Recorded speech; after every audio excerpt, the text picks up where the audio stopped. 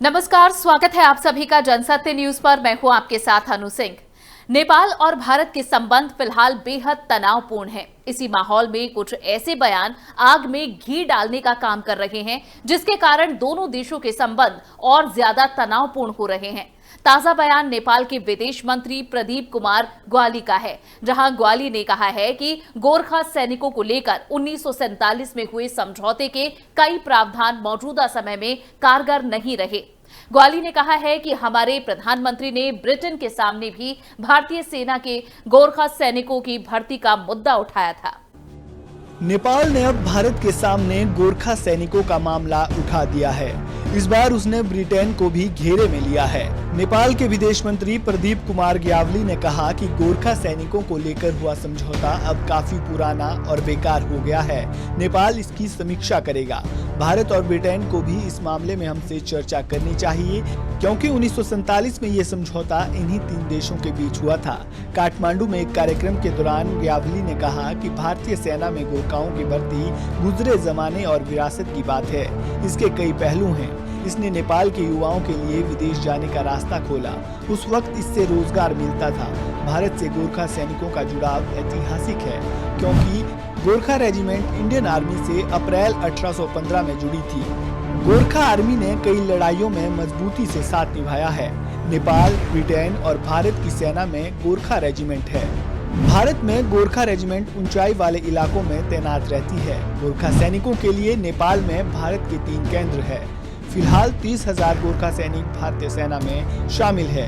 हर साल भारत गोरखा सैनिकों की पेंशन के तौर पर नेपाल को 3,000 करोड़ रुपए देता है।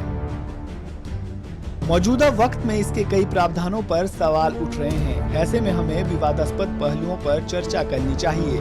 ग्यावली ने कहा कि हमारे प्रधानमंत्री केपी शर्मा ओली ने ब्रिटेन के सामने भी ये मुद्दा उठाया था। पिछले साल ब्रिटेन दौरे पर उन्होंने वहां की उस वक्त की प्रधानमंत्री थेरेसा मे से इस पर बात की थी। उन्होंने गोरखा सैनिक समझौता समेत भारत और ब्रिटेन के दूसरे समझौतों पर चर्चा की थी।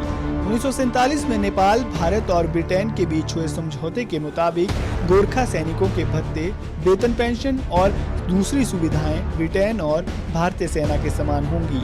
हालांकि भारतीय सेना में सेवा दे चुके गोरखा सैनिकों ने समझौते को भेदभाव वाला बताया है। नेपाल के विदेश मंत्री ने कहा कि वुहान समिट के बाद भारत चीन के बीच साझेदारी मजबूत हुई थी, लेकिन गलवान झड़प के बाद तनाव बढ़ गया। इसका असर पूरे एशिया पर होगा। कम से कम इस क्षेत्र का भविष्य इसी से तय होगा। दोनों देश लद्दाख में तनाव कम करने की पूरी कोशिश कर रहे हैं, हालांकि वहां अब भी चुनौतियां हैं। उन्होंने कहा कि नवंबर 2019 में भारत ने अपना नया नक्शा जारी किया। इसमें नेपाल के काला पानी, लिपुलेख और लिम्पियाधुर्रा को अपना इलाका बताया। नेपाल ने डिप्लोमेटिक नोट और राजनीतिक बयानों से इसका विरोध किया। इसके बाद हमने भारतीय दोस्तों को कूटनीतिक चर्चा से मुद्दे को सुलझाने का प्रस्ताव रखा। हालांकि कोरोना का बहाना देकर वे इसे टालते रहे। इसके बाद हमें भी संविधान में संशोधन कर अपना नया नक्शा जारी करना पड़ा। Report Jansatya news. हमारी इस खास पेशकश में इतना ही। ये वीडियो पसंद आया हो तो इसे लाइक और शेयर जरूर करें। चैनल को सब्सक्राइब करना ना भूलें। नमस्कार।